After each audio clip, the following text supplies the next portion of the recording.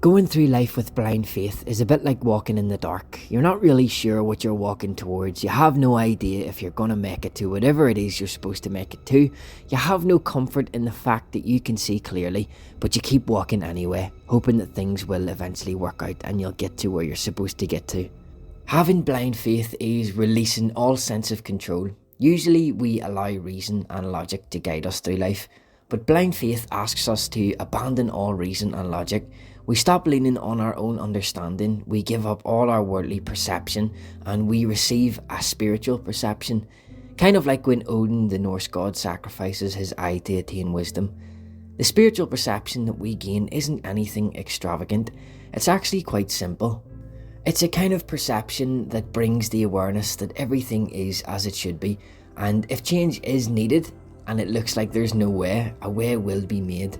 Blind faith is being fully at peace with how life unfolds. When things go wrong or mistakes happen, we have the faith that these things are only wrong or mistakes according to our limited perception. In reality, they may be absolutely necessary or key events that enable the proper and best unfoldment of our lives. We can't see this possibility when we operate from a sense of reason or logic. When things go wrong or mistakes happen, we get upset because we think that we should have it all under control.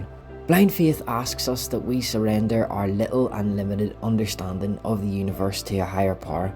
It asks that we set aside our great and powerful ego and admit that the truth of the matter is that we think we know, but in reality we know very little.